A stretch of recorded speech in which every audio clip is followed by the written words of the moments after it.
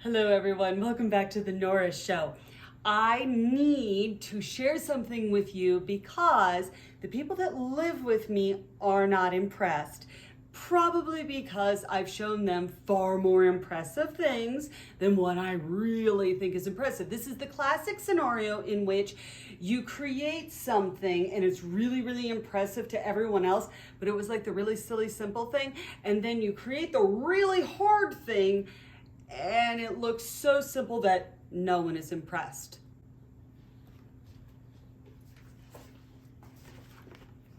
I have two pieces of paper to show you.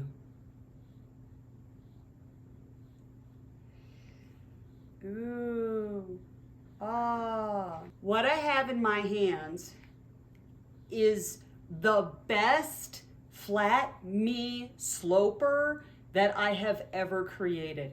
I am so stinking proud of myself. This is the result of 3 years of teaching myself how to draft me on paper.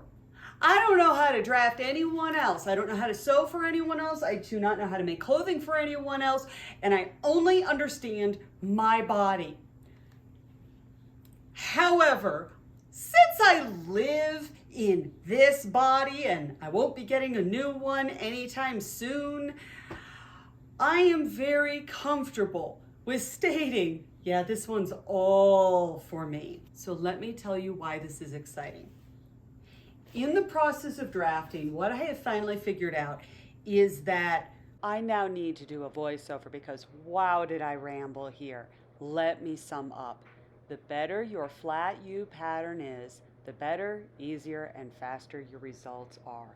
The Haslam system of dress cutting has about 3 evolutions of how they create their sloper. It's important to remember that this system simplified the fitting process, and simplifications are shortcuts. Shortcuts in sewing show. After the volume of decades I've sewn within the Haslam system, I am confirming that you do not need 3 different slopers for 3 different decades. You want one, and you want it to be utterly perfect to you. You do not change you to the clothing. Your clothing changes to fit your actual body. The only reason that the instructions to the sloper changed is due to, most likely, people complaining that the instructions didn't result in a sloper that fit. I know that mine never did. So I encourage you to abandon simplification methods of drafting and really spend some time on putting yourself on paper in the most accurate way possible. It's been well worth my time, and I have 0 regrets in this because I guarantee that when something doesn't fit in a pattern, the volume of hours spent getting that one pattern to fit seems silly when I could prevent that by spending the time once and getting the problem sorted out before I ever get to drafting a dress pattern. Between Craftsy and Susie and the Haslam system of dress cutting, putting those two together, that this has evolved into a much better understanding of what it is that I need to do in the sewing room in order to create clothing that fits. So we have redone the sloper, but this time I'm just going to focus on one part of the body. I'm going to focus on the waist down.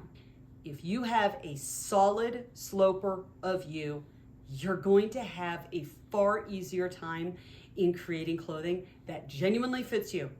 And genuinely good fitting clothing is good for your mental health.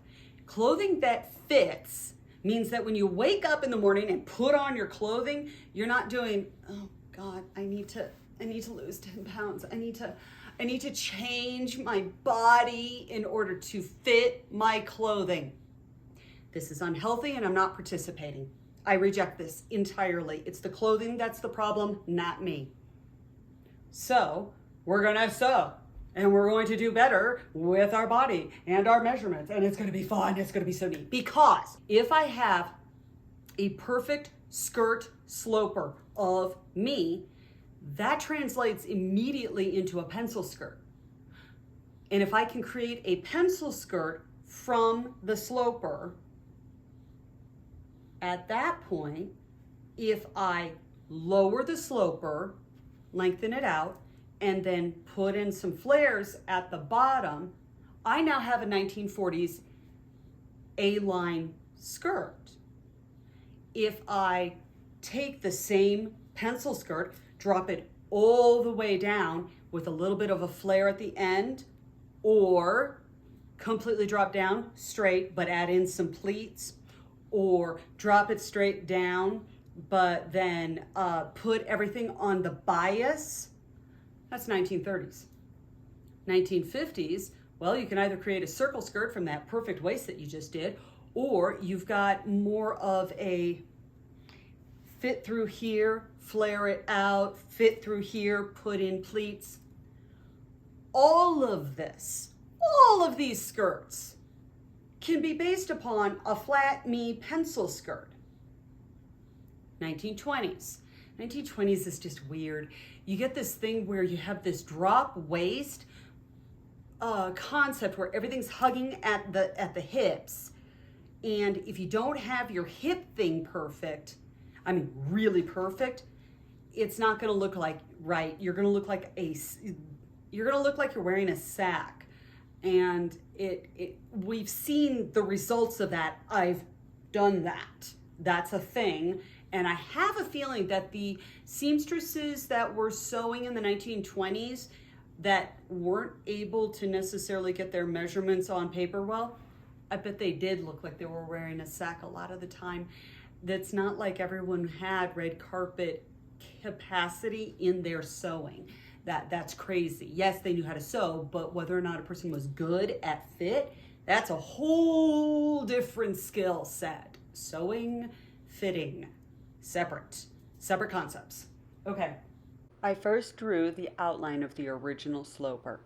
Then I wrote down my current measurements, and then I did some math. The front waist is bigger than the back waist because of normal human construction. I moved a full 2 inches to the front compared to the back, which is more than most, but I know my body well at this point. I moved far less to the front on the high hip, but for the low hip, I needed to move 2 inches to the front to maintain that perfect seam going straight down to the ground. All of this was 100% trial and error and not a mathematical equation. I started with the mathematical equations and then I had to move to tweaking. Divide the halves by half so that you can create your one on the fold of you. If you have a hip dip, which is totally normal and not something to agonize over, you will want to skim over the hip dip and drop down from the widest part of the hip. This is part of the reason that I don't want my skirt or dress opening on my side. There isn't hip there to support the zipper shape. Therefore, I am drafting this skirt and all future skirts and dresses to have the zipper in the back. Going back to the original sloper, I am marking the exact measurements for the waist, the high hip, and the low hip. Using my French curve, I smooth the lines and drop from the low hip straight down. I also added in half-inch darts to the waist. However, I seem to not have videoed that for some reason. I apologize.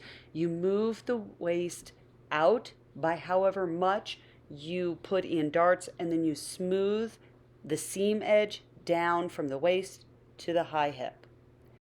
For the back sloper, I apologize. I obviously lost my lighting, but was very intent on finishing this project. I did the exact same thing by tracing out the original sloper and then making new marks for the current waist, high hip, and low hip measurements.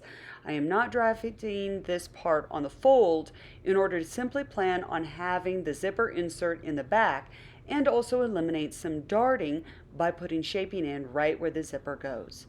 This is the final result, and I am planning on sewing 3 pencil skirts with this flat knee pattern along with my brand new zipper insertion plan.